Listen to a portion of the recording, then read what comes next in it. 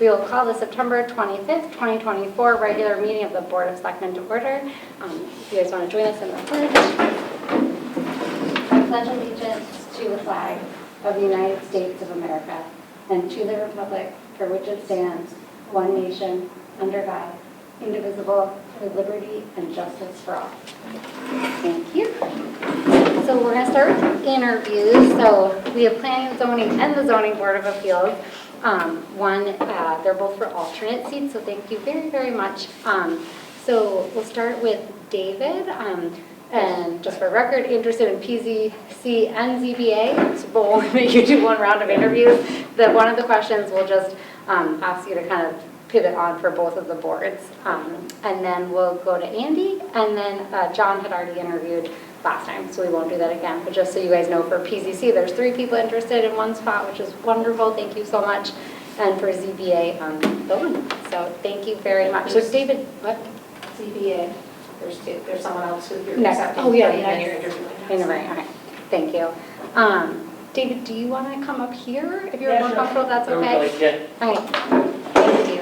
And just so you both know, so there's 3 kind of basic questions that we'll run through. And no pressure. I've been on an interview in 20 years. And it's even more awkward when you film, but I don't think anybody watches that, so it's okay. So do you want to start then? Sure. Question? Yeah. We'd like to know what pertinent experience you have serving on a board, commission, or another volunteer capacity. And in responding, please expand on what roles you played and what impact you had.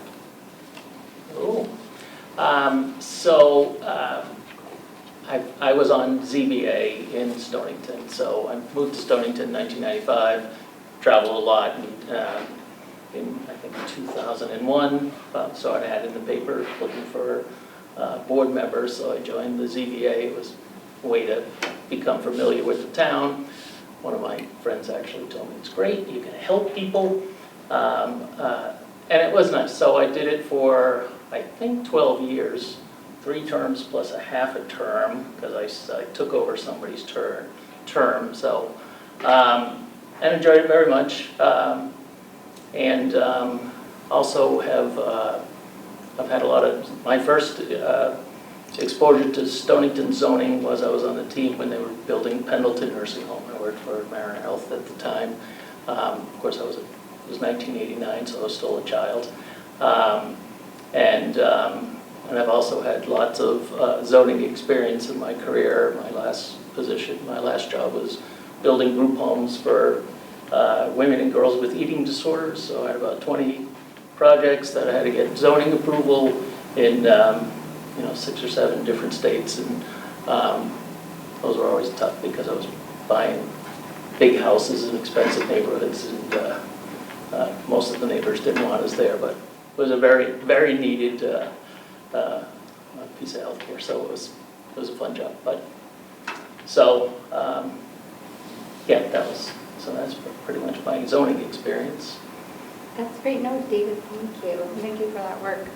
So the second question is 2-part, and you can take it however you want, but basically, what is your opinion of the responsibilities and primary functions of one, Planning and Zoning Commission, and then afterwards you want to talk about the Zoning Board of Appeals, which you clearly probably know very well. Yeah, I'll start with Zoning Board of Appeals. My first couple of meetings, I was surprised at how many applications we denied. I thought it was going to help people, but I think I think in denying, sometimes you're helping the rest of the neighborhood and the town. So I think there are some little hitches in the zoning laws at some point, and ZBA, we can help people get a needed project through by giving them a variance. Often, variance goes with the land forever, so you have to be careful about what you approve. Planning and zoning, just to approve site plans, to approve projects on certain sites within the town, make sure things get built properly, follow the zoning regulations. Thank you. That's about it. Lastly, you've already answered part of this, but please describe your relevant professional experience as well as any specific skill set you would bring to the Planning and Zoning Commission as on the Board of Appeals? Yeah, I think I talked about my zoning, attended a bunch of meetings in other states where it was responsible for lots of zoning approval, or at least trying to get zoning approval. We lost a few. But Thank you. No, you're very comprehensive in your first one. Do you have any questions for us? no, I guess, I'm just to say, I really wasn't looking for a position, but I met Ben at a zoning meeting. I was at a zoning meeting for a project that I'm working on. And he mentioned there were some openings. I'm recently retired, so I got a little free time on my hands. So I could do either. I'd kind of like to be on planning and zoning just because it would be something different, but I'd be happy to fill either role if you have an opening. Thank you. Ben, do you have a follow-up? No, I think No. I know David pretty well from his work on CBA, so.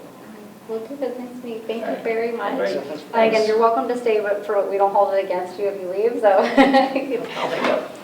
Should be a short meeting. Yeah, Andy, sounds do you like want it. to come up? Yeah.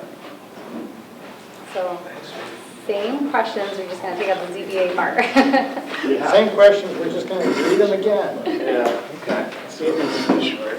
Start again? Yeah, we'd like to know what pertinent experience you have serving on a board, commission, or in another volunteer capacity, and in responding, please expand on what roles you played in them and what impact you had. To be honest, I don't have any experience on any of those volunteer commissions or boards. So, That's No, that's okay. And I think also the question is trying to get like, have you done anything else, in the community or anywhere, like volunteering or been involved with things outside of work? yeah, I mean, I volunteered through Mystic Seaport Museum for years in my youth and a little bit a couple of years ago, trying to work on developing out their experiential education program for youth in London. But now I currently work there in a paid capacity as a social worker. But that's still, it's not, at this point, it's not volunteer. Do you work with Sarah? Yes. Okay, I had a call with her today. We're going to chat with your board on Friday Oh, yeah, about the great. program. It's wonderful. Thank you. And the second question, same as just what do you think of when you think about the responsibilities and primary function of the Planning and Zoning Commission? Yeah. Responsibilities, well, I think part of the responsibility of a member would be to make sure that they are thinking inclusively of individuals that come to make their pitch. I think it's important that, that we have different perspectives that we can lend to zoning decisions. I think I'm really interested in making sure that we preserve the heritage of the town, but also making sure it's inclusive for all socioeconomic individuals coming into the community or being able to stay in the community. So. Please describe your relevant professional experience as well as any specific skill set you would bring to planning and zoning. Okay. Well, currently I work as a school social worker at Galesbury School in Ledyard, and I also work as a social worker at Mystic Seaport through their youth development program. And I think that that experience will lend itself to zoning, and as a social worker I have a different perspective. I think that probably that at least some of the people on the board, and I think that my education and training will lend itself to, like I said earlier, making sure that the town remains inclusive of working class families and socioeconomically diverse populations. Thank you. Do you have any questions for us? I don't think so. So just so you guys know, we'll definitely circle back, and like we said, for planning and zoning, as of now, there's just the one alternate, but things do change over time, and then we do have other boards and commissions that have openings, so we'll also share those. But thank you both so much. Thank you. Yeah, make sure you check the town website for other available openings on other commissions. Great. Yeah, thank you. Thank you so much.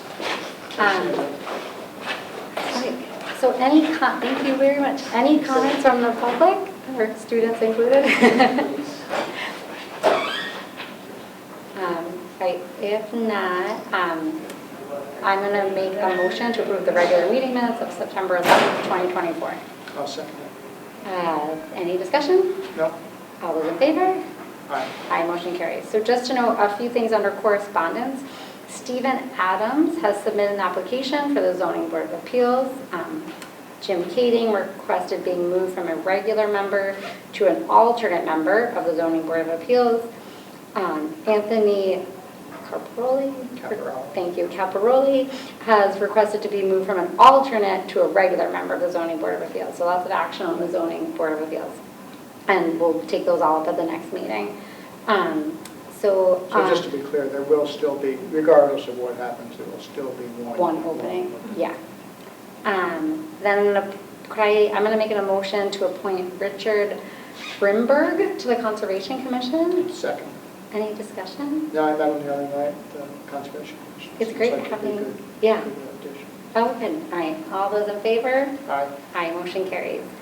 Then, okay, I'm going to make a motion to reappoint Gary Belkey as a regular member and Mary Ellen Madaleska as an alternate member of the Planning and Zoning Commission.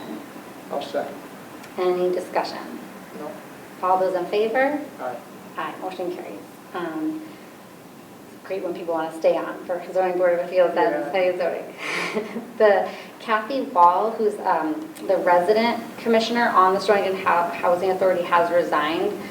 So we'll obviously send her a thank you for her service and work on that. And then under old business, I just wanted to give a quick update on the parking for downtown Mystic. Just to say that since our last meeting, we did talk with the Mystic Fire Department. You probably already know this, but October 3rd at 6 p.m. we'll be able to have a community meeting.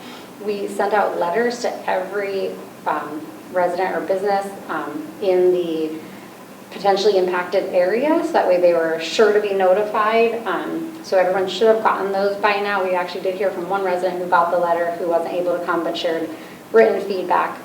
And so I did just want to say for anyone listening, anybody that might read this, and then obviously for you, Ben, and Stacy will reiterate it for Debbie, is that we're compiling feedback, so if people can't come to the meeting, they can send it ahead of time, and we'll be sure to kind of summarize it and bring it to that meeting so we have it beforehand, but then obviously also if afterwards, if they want to engage us too, but ideally, hopefully before October 3rd, people can look at what's presented and share feedback and insights. And then obviously it's best if people can come, but if they can't, people are busy. So Yeah, I hope Deb can. that was an update. Okay, the big thing that came up, new business. So I think you got all this in your memo, but to give an overview for everyone, DECD, the Department of Economic and Community Development, has a municipal brownfield program. And so what we're going to talk about is a grant for the mill at the marina, which is 21 Pawcatuck Ave. And just in case the students are interested, I think it's an 1898, 99. It's a very old historic mill that's at risk of falling down. So town staff, community member, everybody's been working on this for a few years trying to preserve it. And so here we are now. So Molly Evac, who's our grant administrator, provided a memo with background information noting that the owner of 21 Pawcatuck Ave, known as the mill at the marina, expressed an interest in revitalizing the thread mill and requested forming a public-private partnership in order to apply for a brownfield grant for remediation work. Just as a reminder, in June of 2023, the town was awarded a $200,000 assessment grant, which was basically the first step, and then the next step is the remediation grant, which is what's before us tonight.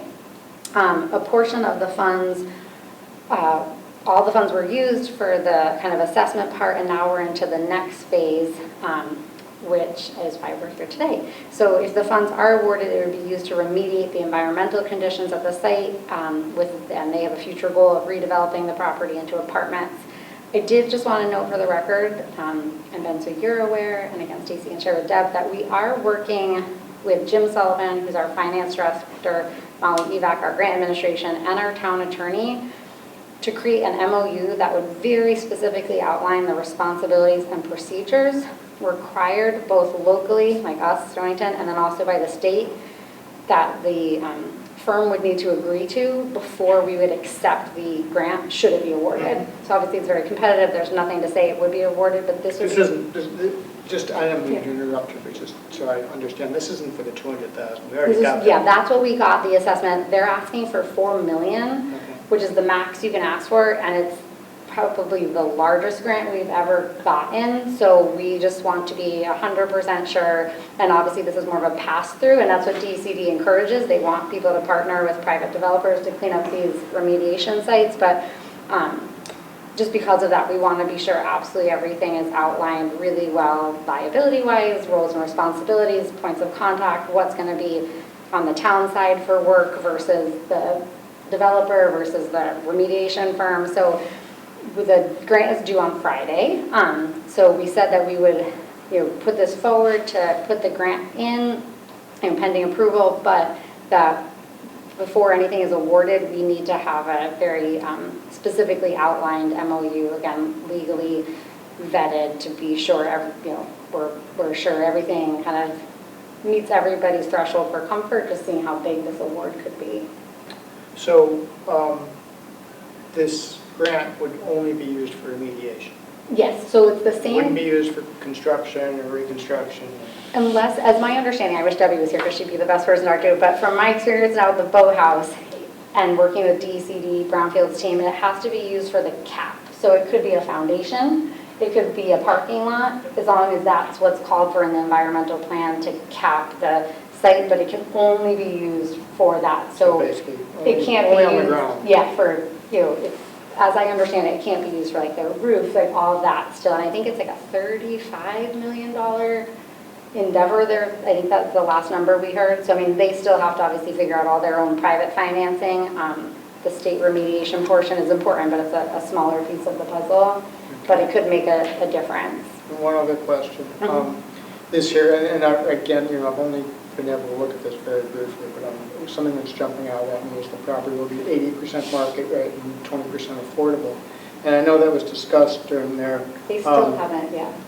during their planning and zoning application, but it wasn't necessarily agreed to as a guarantee. If we receive this grant, would that be guaranteed that it would go towards 20% affordable? My understanding is that, and again,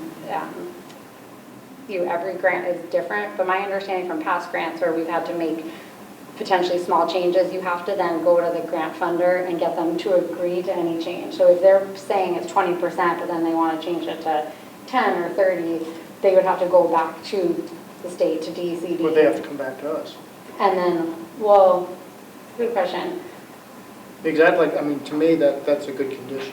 the 20%. Oh, yeah, so for our MOU, we can talk about that. I mean, again, as I understand it, they haven't finalized their financing and, how that might be, so they might come back and say in order to get other state or federal grants, we have to change that number to 30%. I mean, but Yeah. it's a good point that it would have to be a Minimum conversation. 20%. That's a really good point. Yeah, I mean, that, one of our goals is to clean up the site, but another goal is to achieve some affordable housing. Okay, we can circle back on that, but that's a very good point. It is in the agreement, so that could be something we talk about with the MOU of outlining the expectations. Anything else? So what are we actually voting on then? Just to- So they wanted something in our minutes to say we discussed it and that we said we, like as a board, agreed to submit. In So I principle. think I'm making a motion to approve submitting a DCD municipal brownfield application for the mill at the marina located at 21 Pawcatuck Avenue. I would second that, but I would amend it to say that the property will be minimum, the ultimate development will be a minimum of 20% affordable housing. Right, so I can say, I'm going to make a motion to approve submitting a DCD municipal brownfield grant application for the mill at the marina located at 20 Pawcatuck Ave, pending, but with the caveat that an MOU will be signed following the application, and it will also include notice of the 20% they call it, 20%, Just says 20% affordable. okay, Says 20% affordable area AMI, as noted in the application. Second. All those in favor? Aye. Aye, motion carries. Thank you. It was a little hectic this week for Molly and Jim. The street number assignments, which are very important. The request is that street number for map 104, block 5, lot 7, become street number 38 Harborview Terrace, Stonington, Connecticut 06378. I make a motion to approve the street number. Second. Any discussion on street numbers? Aye, the motion carries. So you guys know, normally we do updates for each other. One of our board members is out, and I'm trying to, Ben's racing to another meeting. I'm trying to race back to Deedsville for back to school parent night. So I'm not going to give any updates. They get out early. So you that's get all. out early. Thank you guys very much.